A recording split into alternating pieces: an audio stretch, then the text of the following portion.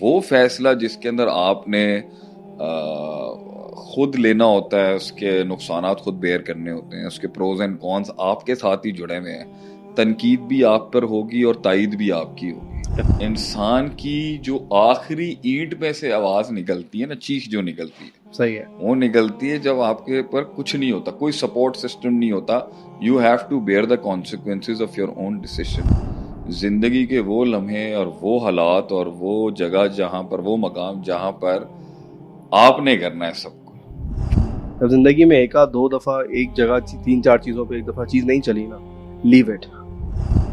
और हो सकता है कि वो एक बैरियर हो और आप अपने राइनो मेथड के थ्रू उसको मार रहे हो, और राइट वे उसको तोड़ के निकलने का नहीं है, स्मार्टली निकलने का।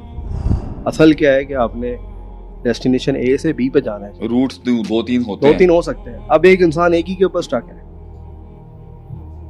क्या करेगा उसके? अस्सलाम वालेकुम वरहमतुल्लाहि वबरकातुहू। क्या हाल है शेख, आपके खैरियत से हैं? माशाल्लाह Sheikh, almost more than 18 years, और we had a wonderful discussions जिसमें हमने ज़िंदगी के बहुत सारे सेगमेंट्स, दीन को लेके, पर्सनल डेवलपमेंट को लेके, और एक इंसान के गिरने को लेके, उठने को लेके, उरूज को लेके, ज़वाल को लेके बहुत कुछ हमने ऑफ द रिकॉर्ड डिस्कस किया। और अब मैं फर्स्ट टाइम आपके साथ उन्हीं डिस्कशंस को, मैं कोशिश है कि हम इसको ऑडियंस के, I want you to talk to me on this, तो अब इसको हम इंशाल्लाह, क्योंकि because you have witnessed many things with me when we started this journey. So कहते हैं ना कि इल्म से ही इल्म निकलता है, ऐसे ही। Let's discuss it. शेख, मेरा पहला जो प्रेमिस है वो ये है कि, और ये हमारा भी मसला है और दुनिया इस मसले को बहुत फेस करती है, मतलब कैफ़ेज़ में, ढाबों पे और वर्ड के डॉक्यूमेंट्स के ऊपर, मतलब वी प्लान लॉट कि ये भी करना चाहिए, ये भी बनाना चाहिए, ये भी करना चाहिए, लेकिन उसकी जो एग्जीक्यूशन है वो आई थिंक सो 1%, 2% तक या 5% तक आ जाती है। सिर्फ 90-95% इंसान वो प्लानिंग के उस फेज़ में ढाबों पे ही ख़त्म हो जाता है। रोज़ शायद इवन कराची के ढाबों में 300 करोड़ की डील्स बनती होंगी, जाते होंगे आगे, पता नहीं कहाँ कहाँ घूम घाम के, एंड में घर जाके सो जाते हैं। वाई से? नहीं, हम प्लानिंग के खिलाफ थोड़ी है शेख, वो ट्रांसफॉर्म क्यों नहीं हो रहा एग्जीक्यूशन के अंदर? और ये ग्लेमैन का दुनिया का मसला है बड़ा, क्योंकि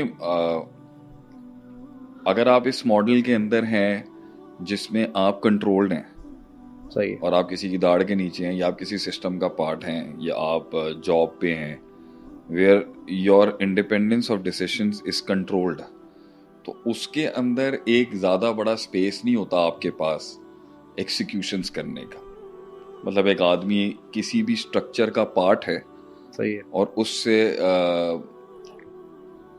कीमत ले रहा है, उस मतलब किसी भी फॉर्मेट के अंदर वहां पे रहने की, सर्विसेज की अपनी जिंदगी, वहां पे एग्जिस्ट करने की उसको कीमत मिलती है। सही है, तो वो अपने स्कोप में लिमिट हो जाएगा ना, वहां पर वो एक लेवल से आगे की जाके डिसीजन मेकिंग नहीं कर सकता, क्योंकि वो बाउंड है, लिमिटेड है वहां पर।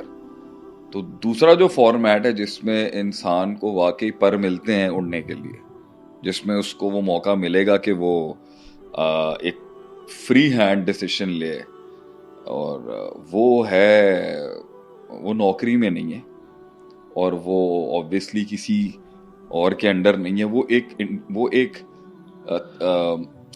इंडिपेंडेंस के अंदर है। वो फैसला जिसके अंदर आपने खुद लेना होता है, उसके नुकसानात खुद बेयर करने होते हैं, उसके प्रोज एंड कॉन्स आपके साथ ही जुड़े हुए हैं। तनकीद भी आप पर होगी और तायद भी आपकी होगी, डेफिनेटली। उसमें बनती हैं चीजें, असल एक्सिक्यूशंस वहां से होती है। तो the moment a person thinks के अब कोई हाथ नहीं है मेरे ऊपर, मेरे ख्याल से अक्सर लोग यहाँ घबरा जाते हैं मेरे ख्याल से। यानी कि आप ये कह रहे हैं कि जब वो प्रेशर आता है इंसान के ऊपर, तो उसका जो रियल सेल्फ है या ट्रू पोटेंशियल है, तब वो निकल के आएगा। अदरवाइज वो कंफर्ट में है, कंफर्ट जोन्स के अंदर है, तो वो उसी वर्ड डॉक्यूमेंट की फाइल में ही कहीं पे आर्काइव में, देखें, वो जहां पर वो सिक्योर्ड है ना, वहां पर उसका ट्रू सेल्फ तो नहीं कहेंगे, लेकिन वहां उसका मैक्सिमम पोटेंशियल नहीं निकल सकता। इंसान की जो आखिरी ईंट में से आवाज निकलती है ना, चीख जो निकलती है, सही है। वो निकलती है जब आपके ऊपर कुछ नहीं होता, कोई सपोर्ट सिस्टम नहीं होता। You have to bear the consequences of your own decision. जिंदगी के वो लम्हे और वो हालात और वो जगह जहां पर, वो मकाम जहां पर आपने करना है सबको। फॉल भी आपका है, राइज भी आपका है। ऐसी सिचुएशन के अंदर एक रिजल्ट और आउटपुट तक पहुंचने के लिए ना, जो मसल एक्सर्ट होगा ना, और जो प्रेशर बिल्ड होगा, और जो तन्हाई और जो पूरा प्रोसेस है, वो बेयर करने के लिए ना मसल चाहिए, जान चाहिए, ताकत चाहिए। और उस डोमेन में जाने से बंदा घबरा जाता है, क्योंकि लंबा है सफर। यहाँ पे सफर लंबा है, इंतजार लंबा है, इनकार लंबा है, तनकीद लंबी है, ललकार बहुत लंबा है, तवालत बड़ी है इसके अंदर, इट्स वेरी लॉन्ग। वो आपका रिसोर्स फ्राई आउट हो जाता है, आपकी हिम्मत ड्राई आउट हो जाती है। तो इसलिए जो कंफर्ट जोन के अंदर सक्सेस है वो भी लोग लेते हैं, कन्वीनियंस। लेकिन इस जोन के अंदर जो है ना, एक्सिक्यूशन, असल एक्सिक्यूशन यह है जब आप पूरे तरीके से चखते हैं उसको, उसी में आपको टेस्ट और फ्लेवर आता है, बिट्रेयल का, धोखे, मतलब हर चीज अपनी रियल फुल फॉर्मेट में आएगी आपके पास। तो वो लर्निंग जो होगी वो एक अपने लेवल की है, और वो जो ग्रोथ है वो अपने लेवल की है। तो वहां वाले की भी हम उसको डिमीन नहीं करते। तो मेजॉरिटी तो वही है ना, अक्सर तो अवाम वहीं पे ही है। नहीं, लेकिन कुछ होते हैं जो क्वालिफाई करते नहीं, लेकिन स्विच हो रहा है, अभी भी आ रहे हैं लोग इस तरफ। अब इसके अंदर पहली अटेम्प्ट या दूसरी अटेम्प्ट या तीसरी अटेम्प्ट में अगर बड़ा फेलियर आ जाए, तो उसमें वकी मसला ये है कि लोग पीछे भी बहुत हटते हैं। तो इसमें एक क्लॉज ऐड कर लो, ऐसा नहीं है लोग आते नहीं है, ट्राई कर रहे हो। ट्राई करते हैं, मगर अगर ट्राई फेल हो जाए और रिसोर्स बर्न आउट हो जाए और एनर्जी ड्राई आउट हो जाए, फिर भी वो फैसला करते हैं कि नहीं यार, आई मेड एन अटेम्प्ट, लेकिन मैं कंटिन्यू नहीं कर सका। शेख, ये जो लैब रैट्स बनते हैं साइकोलॉजी के अंदर, तो उसमें उन्होंने बहुत सारे जो साइकोलॉजिस्ट हैं उन्होंने इस पर रिसर्चेस की होती हैं, लाइक शार्क्स के साथ, फिशेस के साथ, उनको एक कंट्रोल इन्वायरमेंट में रख के, मतलब और इसी से उन्होंने ह्यूमन माइंड को भी कहीं ना कहीं समझने की कोशिश की है। तो इस तरह के मल्टीपल, जब एक इंसान के, जैसे एक मक्खियों वाला नहीं था, वो भी कर लेते हैं इंसान कि वो जार रखा, जार हटाया, वो फिर भी उसी फॉर्मेट के अंदर है। मतलब घोड़े का है, उसको पहले लगाम लगाई हुई, फिर लगाम हटा दी, तो सिर्फ उस पोस्चर के ऊपर ही कंट्रोल के अंदर आता है। या आई सॉ दैट वीडियो।